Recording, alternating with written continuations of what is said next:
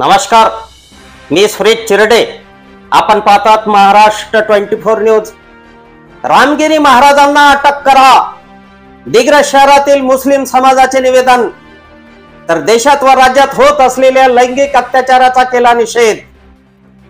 प्रेषित मोहम्मद पैगंबर यांच्याबाबत वादग्रस्त वक्तव्य केल्याबद्दल तसेच मुस्लिम समाजाबद्दल धार्मिक तेढ निर्माण करणारे वक्तव्य केल्याप्रकरणी रामगिरी महाराज यांच्यावर कायदेशीर कारवाई करून त्यांना अटक करा या मागणीकरिता आज दिनांक 30 ऑगस्ट रोजी दिग्रजच्या मुस्लिम समाजाने मूक मोर्चाद्वारे निवेदन दिले.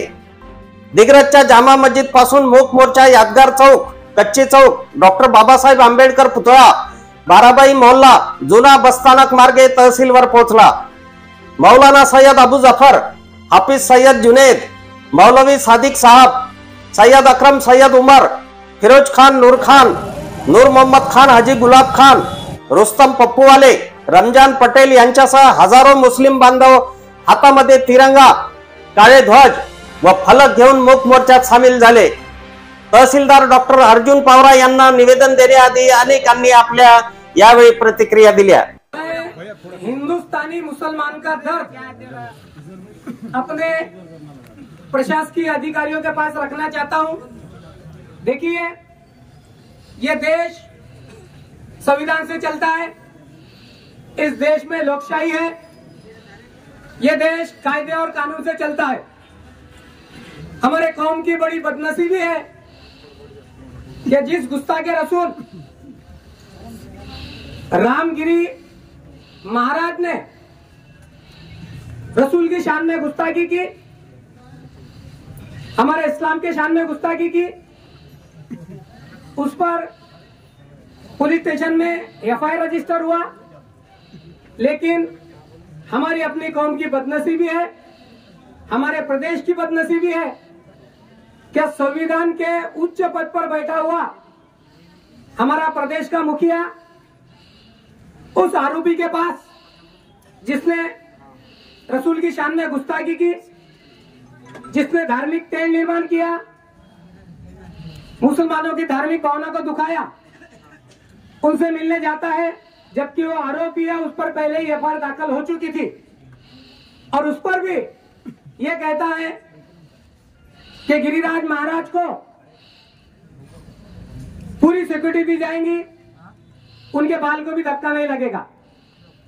उसके बावजूद भी हमारी बदनसीबी है कि पुलिस डिपार्टमेंट जिनका काम है जिन आरोपियों पर एफआईआर दर्ज हो उन्हें अरेस्ट करना, वही पुलिस डिपार्टमेंट गिरिराज महाराज जो कि आरोपी है, जिन पर एफआईआर दाखिल हो चुकी है, रजिस्टर हो चुकी है, उसे पुलिस डिपार्टमेंट सिक्योरिटी दे रही है. मैं ऐसे संवैधानिक पदों पर बैठे हुए लोगों का मेरे अपने कौम के जानिब से जाहिर निषेध करता हूं और प्रशासन को और यहां आए मीडिया को एक हिंदुस्तानी मुसलमान का दर्द एक शेर के जरिए कहकर अपनी स्पीच खत्म करता हूं कि हम ही को कातिल कहेगी दुनिया, हमारा ही कत्लेआम होगा. हम ही को कातिल कहेगी दुनिया, हमारा ही कत्लेआम होगा.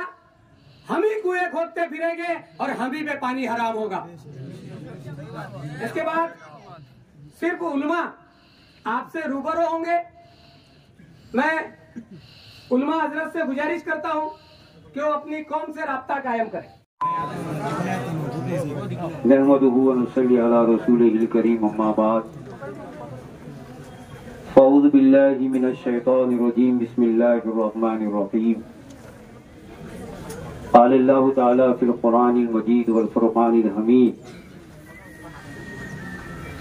तुवज़्ज़िरुहु व तुवक़्क़िरुहु. सदक़ल्लाहु मौलाना अलीयुल अज़ीम व नहनु अला ज़ालिका लमिनश शाहिदीन वश्शाकिरीन वल्हम्दुलिल्लाहि रब्बिल आलमीन. मैं सबसे पहले यहाँ तशरीफ फरमा शम्मे रिसालत के परवाने जहाँ निसारान रसूल का तहे दिल से ममनून और मशकूर हूँ कि उन्होंने मोहब्बत रसूल में ये जज्बा दिखाया. इसी तरीके से सबसे बड़ी बात यह है कि जैसे कि तकारीर में आपको मशक़ की गई थी, समझाया गया था कि भाई ये मोर्चा जो है संजीदगी वाला है, अमन और शांति वाला है। आप उसमें पूरी तरीके से उतरे, ये बहुत बड़ी बात है। हालांकि कुछ लोग कह रहे थे हजरत हालात बराबर नहीं है, गौर से सुनिए, ऐसे हालात में ये मोर्चा वगैरह ठीक बात नहीं है, कुछ हो जाएगा फला चुना ऐसा वैसा। तो मैं ये कहूंगा आपसे कि ऐसे हालात में ये बात क्यों कही गई? सैयद अकरम साहब, ये ऐसे हालात में ये कीचड़ ये बात क्यों कही गई? ये भी तो गौर करने की बात है। ये तो बात ऐसी हो गई जैसे कि कोई किसी को मार दे और फिर बोले कि यार मुझे माफ कर दे, ऐसा कैसा होगा? और तू आवाज भी मत निकाल, वो तो हक है, उसका राइट है, वो तो कहेगा, नाइंसाफी के लिए आवाज तो उठाएगा। दूसरी बात यह है कि बार बार एक ही बात दोहराई जाती है, बार बार एक ही समाज को टारगेट बनाया जाता है, कभी कुरान को, कभी रसूल कायनात सल्लल्लाहु अलैहि वसल्लम को, कभी किसी को। आपने गौर किया ऐसा क्यों किया जाता है? जिसको भी आगे तरक्की करना है, कुर्सी हासिल करना है और बड़ा बनना है, तो बस उसने एक ही अमल शुरू कर दिया है, ऐसा टारगेट करो और तरक्की हासिल करो। मगर आपको एक बात बताता हूं मैं, देखिए कि समाज में जिसका यानी मतलब ये है कि विकार है, समाज में आदर्श जो जाना जाता है और सारी कौम जिसके पीछे है, अगर उसके जबान से ऐसे गंदे अल्फाज निकलते हैं तो बताए कि वो हिंदुस्तान को तोड़ रहा है या जोड़ रहा है? तोड़ रहा है, खत्म करने की कोशिश कर रहा है। और मैं आपको एक बात यहाँ पे बताता हूँ, हम प्रशासन से, गवर्नमेंट से एक ही गुजारिश करते हैं कि भाई ऐसे लोगों पर पाबंदी यानी लगाम लगाया जाए ताकि वो लोग कुरान की तज़हीन न कर सके, मजहब इस्लाम की तौहीन न कर सके और एक समाज के दिलों को ठेस न पहुंचा सके। अब देखिए, एक तो ये पहलू देखा आपने कि इसने ऐसी बात कर दी, हजारों मुसलमानों के दिलों को तोड़ा है। हालांकि जिस कुर्सी पर वो बैठे हैं ये बात उनको जेब नहीं देती। एक दूसरा ही इन्हीं के समाज में एक महाराज है, कलकाश महाराज, वो कहते हैं, कितना प्यारा रसूल अकरम सल्लल्लाहु अलैहि वसल्लम के दरबार में उन्होंने खिराज अकीदत पेश किया है, जरा देखो। और आला हज़रत ने सही फरमाया है, फर्श वाले तेरी शौकत का उलू क्या जाने। ये जमीन पे रहने वाले अल्लाह के नबी आपकी अजमत को क्या समझेंगे? ये फर्श वाले तेरी शौकत का उलू क्या जाने, अरे खुशरवा अर्श पे उड़ता है फरेरा तेरा। और ये बात अजमते सरवरे कौनैन है अपनी पूंजी। अरे भाई सब तुम्हारा है, मुख्यमंत्री तुम्हारा, हुकूमत तुम्हारी, धन तुम्हारा, दौलत तुम्हारा, सारी चीजें तो अल्लाह ने तुमको दे दिया है। अरे हमको अगर दिया अल्लाह ने तो मोहब्बत रसूल दिया है, और ऐसा रसूल दिया है खुदा की कसम कि उन पर कुरान अल्लाह ने नाजिल फरमाया, आसमानी किताब जिसे कहा जाता है। 1400 बरस से लेकर आज तक हजारों तूफान इसके सामने खड़े हुए, इसके लफ्जों को बदलने की कोशिश की गई, लेकिन इसका कुरान का ये मौजूदा है कि सारी कायनात की दौलत एक तरफ और कुरान के एक लफ्ज की दौलत एक तरफ, उसका मुकाबला नहीं कर सकती खुदा की कसम वो। इसीलिए कुरान आज भी चैलेंज कर रहा है, फातू बेसूरती मिन मिस्लिही वदउ शुहदाकुम मिन दुनिल्लाहि इन कुंतुम सादिकीन।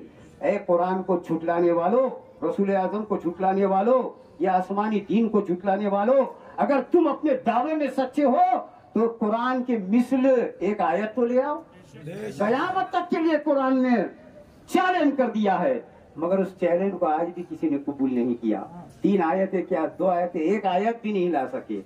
दूसरी बात यह है कि वो कहते हैं काकाल प्रकाश जो हिंदू समाज से आते हैं, कौम जिन्हें आदर्श मानती है, उन्होंने भी खिराज अकीदत रसूल आजम के दरबार में क्या पेश किया है, गर शमशो कमर को कोई हाथों में उठा ले, गर शमशो कमर को कोई हाथों में उठा ले और दारैन की दौलत को कदमों में बिछा दे, दारैन की कदमों दौलत को कदमों में बिछा ले और फिर काकाल प्रकाश से पूछे कि तू काले तो नाले मुस्तफा को आंखों से लगा ले।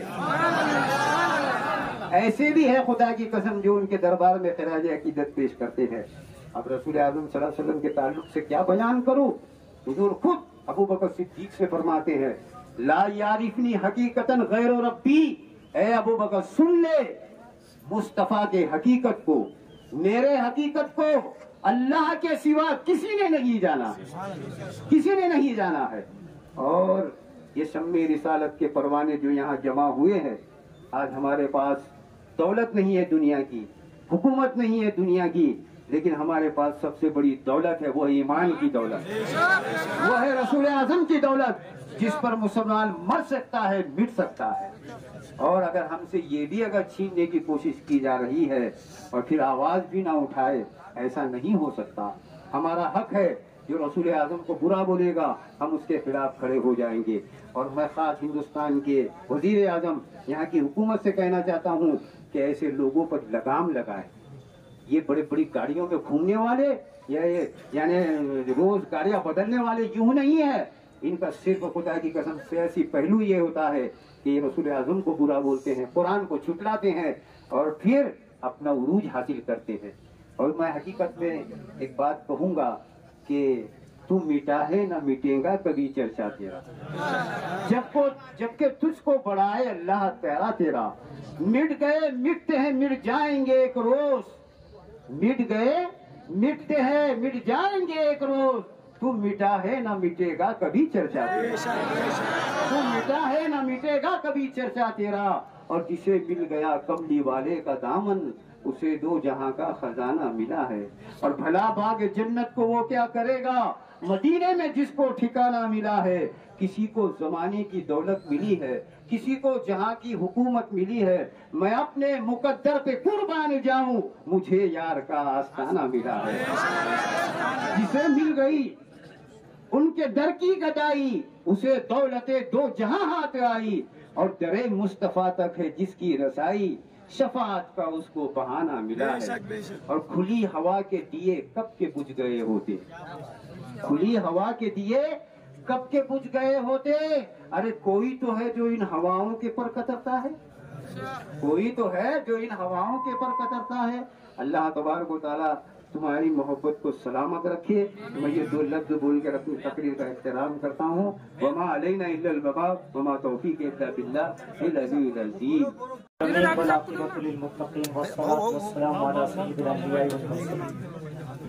अम्मा बाद मोअज़्ज़ज़ सामईन, मैं अपनी बात को एक शेर से शुरू करूँ कि मोहम्मद से वफा तूने तो हम तेरे हैं, कि मोहम्मद से वफा तूने तो हम तेरे हैं। ये जहाँ चीज़ है क्या लौह कलम तेरे हैं। और मज़ीद एक शेर और अर्ज़ करूँ आपके सामने कि ये तो इश्क़ नबी की बात है।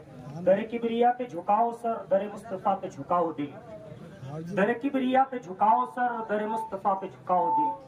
ये जो सर है इसको बनाओ सर, ये जो दिल है इसको बनाओ दिल। मोअज़्ज़ज़ सामईन, आप सभी अहबाब इस बात को जानते हैं कि भाई अकरम साहब ने और मौलाना ज़फ़र साहब ने अपनी स्पीच के अंदर वज़ाहत की है कि हम एक अहम उन्वान को लेकर सब यहाँ हाजिर हुए हैं।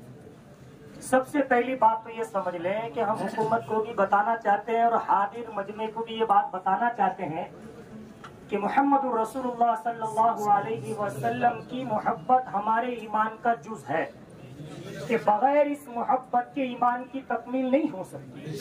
हज़रत अबू हुरैरा रज़ियल्लाहु ताला अन्हु की हदीस है, वो फरमाते हैं कि अल्लाह के नबी सल्लल्लाहु अलैहि वसल्लम ने फरमाया, वल्लज़ी नफ्सी बियदी ला युमिनु अहदुकुम हत्ता अकूना अहब्बा इलैहि मिन वालिदिही व वलदिही वन नासी अजमईन। और कमा क़ाला अलैहिस्सलातु वस्सलाम। अबू हुरैरा रावी फरमाते हैं कि आका मदनी सल्लल्लाहु अलैहि वसल्लम ने फरमाया कि तुम में से कोई शख्स उस वक्त तक मोमिन नहीं हो सकता है जब तक कि मोहम्मद सल्लल्लाहु अलैहि वसल्लम की जाते गिरामी उसके नजदीक उसकी बीवी, उसके बच्चे और उसके माँ बाप से ज्यादा महबूब ना हो जाए। तो मसला ये है कि इस रामगिरी महाराज ने आका मदनी सल्लल्लाहु अलैहि वसल्लम की शान में गुस्ताखी की और हमने आका मदनी की मोहब्बत में ये मोर्चा निकाल कर यहाँ एक मेमोरेंडम पेश करने के लिए आए हैं। और हम ये चाहते हैं कि इस गुस्ताख रसूल को इसके गुस्ताखी की सजा मिलनी चाहिए, चाहे वो सजा सजाए मौत हो जाए तो बहुत बेहतर है। इसलिए एक बात हुकूमत हमारी तरफ से सुन ले और हम मौजूदा हुकूमत को और बरसरे इक्तिदार जितने लोग हैं सबको ये बात बताना चाहते हैं कि तुम हमारी माँ पर गाली देते, हम बर्दाश्त करने के लिए तैयार है। आप हमारे बाप को बुरा भला कहते हैं, हम उसको बर्दाश्त करने के लिए तैयार है। लाखों मुसलमानों के घर उजड़ गए, हमने उसको बर्दाश्त किया।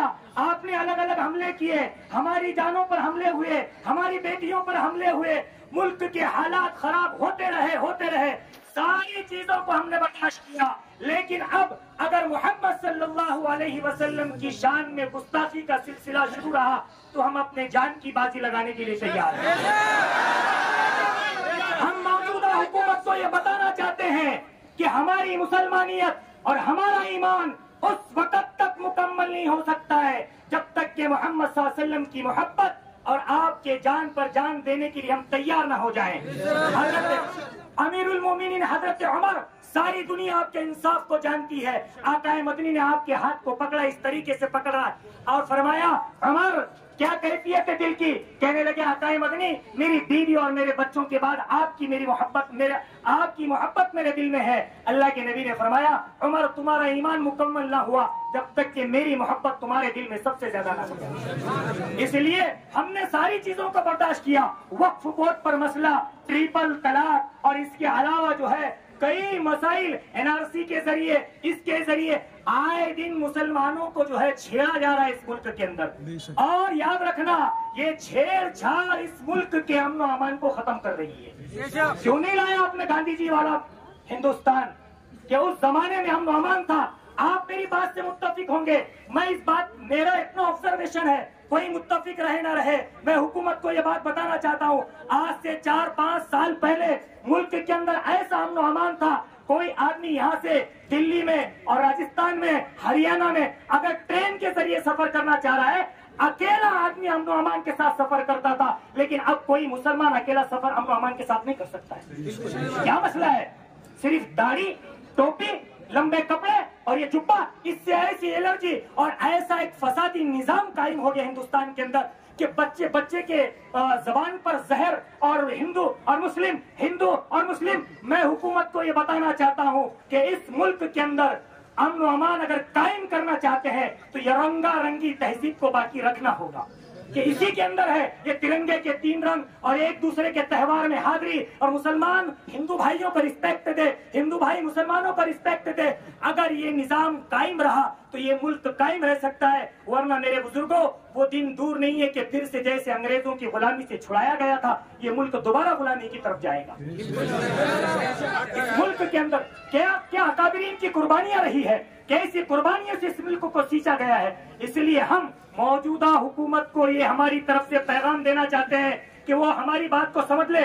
सारे हिंदुस्तान के अंदर और पर्टिकुलर पूरे महाराष्ट्र के अंदर जो है इसका एहतजाज किया जा रहा है और बड़े पैमाने पर किया जा रहा है। क्यों? कि आकाए मदनी की शान में गुस्ताखी हुई है। हम हुकूमत मौजूदा को और उसके कायदीन को और मुआविनीन को हमारा इशारा समझने की कोशिश करें। सबसे ये कहना चाहते हैं कि इस रामगिरी महाराज को अरेस्ट करें और हम ये कहें अलग के सजाए मौत सुना दीजिए, इसलिए कि हमारे नबी की शान में गुस्ताखी है। हम इसी बात को लेकर यहाँ पर तहसीलदार साहब के पास आए हैं और दीगर अधिकारियों के पास आए हैं। मैं अपने जवानों से गुजारिश करूंगा इस पैगाम के बाद कि मुत्तहिद होने की जरूरत है। मुत्तहिद हो तो बदल डालो इस जमाने का निजाम, मुत्तहिद हो तो बदल डालो जमाने का निजाम, मुंतशिर हो तो मरो शोर मचाते क्यों हो। मुत्तहिद होना है, एक प्लेटफॉर्म पर आना है, एक दूसरे के गम में शरीक होना है। कोई किसी को कुछ न कहे, अल मुस्लिम अखुल मुस्लिम, मैं भी कलमे का शरीक, आप भी कलमे के शरीक। एक मुसलमान दूसरे मुसलमान का भाई है। आपसी इख्तिलाफात को, इंतशारात को खत्म करके एक प्लेटफॉर्म पर आना है। मस्जिदों को आबाद करो, दीनदारी जिंदगियों के अंदर लाओ। और आखिरी बात कह के अपनी बात को खत्म करूं कि ऐसे हालात आते रहेंगे, आपको वरगलाया जाएगा, जज्बे और जोश में लाया जाएगा कि कोई गलत कदम आप उठा ले और फिर हालात बिगड़ जाए। आप मेरी बात को याद रखें, अपने इलाके के उलमा और बड़ों के ताबे रहकर काम करे, कोई गलत कदम ना उठाए। वो थोड़ा भैया खरी साहब आप बढ़िया वहाँ से बोलने वाले ज्यादा आप। अस्सलामु अलैकुम वरहमतुल्लाहि तआला वबरकातुहू। अल्हम्दुलिल्लाहि रब्बिल आलमीन। अल्लाह तबारक व तआला का लाख लाख एहसान अज़ीम है कि हम तमाम अहले ईमान हैं। और हमारा मज़दर हयात व नजात कुरान पाक है, जिसके अंदर अल्लाह रब्बुल आलमीन इरशाद फरमाता है वलिल्लाहिल इज्जतु व लिरसूलिही व लिलमुमिनीन, कि इज्जत, सारी इज्जतें अल्लाह और उसके रसूल के लिए है। लेकिन गुज़श्ता चंद सालों से देखने में आया कि पैगम्बर आज़म सल्लल्लाहु अलैहि वसल्लम की शान अक़दस में तौहीन आमेज कलिमात कहे गए, जिसके जरिए से कौम मुस्लिम के दिल मजरूह हुए। और इसी के सिलसिले में हम निवेदन देने के लिए तहसीलदार साहब के पास में पहुंचे हैं कि जो भी मुद्दा और मकसद है वो उसके अंदर लिखा जा चुका है। और आप भी बखूबी जानते हैं, हमारी हुकूमत हिंद से बिलउमूम और हुकूमत महाराष्ट्र से बिलखुसूस अपील है कि वो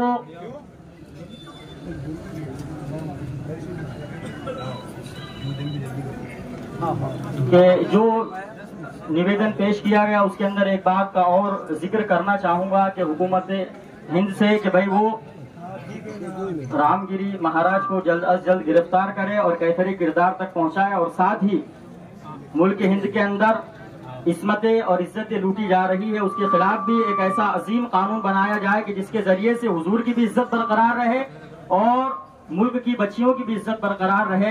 हमने कभी किसी के बारे में नहीं कहा, हमको हमारे अकाबिरी ने दर्स यही दिया है कि उन्हें जाना उन्हें माना, न रखा और से काम, लिल्लाहिल हम्द, मैं दुनिया से मुसलमान गया। हुजूर की इज्जत कल भी थी, आज भी है और सुबह क़यामत तक रहेगी। वो एक नाम मुस्तफा है, वो एक नाम मुस्तफा है जो बढ़कर कभी घटा नहीं, वरना हर एक उरूज में पिन्हा सवाल है। अस्सलामु अलैकुम व रहमतुल्लाह। लो साहब गाड़ी लो आगे।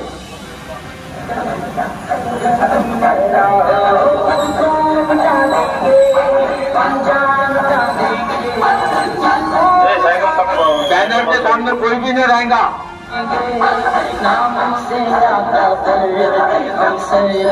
जब हजरत के पीछे चलेंगे, बैनर के पीछे चलेंगे, बिल्कुल अदब के साथ से ये रैली कैसे कागज लेके जा रही है।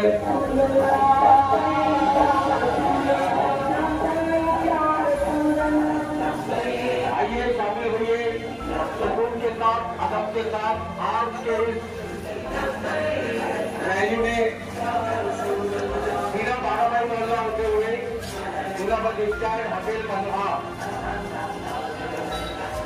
पूरा बगीचा होते हुए पुलिस स्टेशन के सामने हुए तहसील कार्यालय में रैली निवेदन देने के लिए जा रहे हैं। जो लोग इधर उधर खड़े हैं रैली में शामिल हो जाएंगे।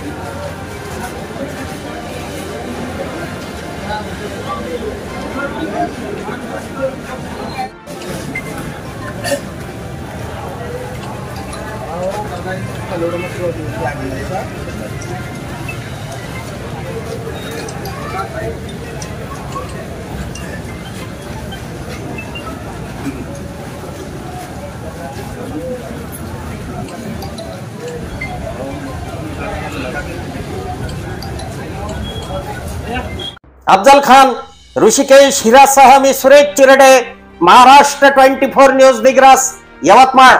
आमच्या पुढील बातम्याचे अपडेट पाहण्याकरिता आताच आमच्या चॅनलला सबस्क्राईब करा व बेल आयकॉनवरती क्लिक करा। धन्यवाद।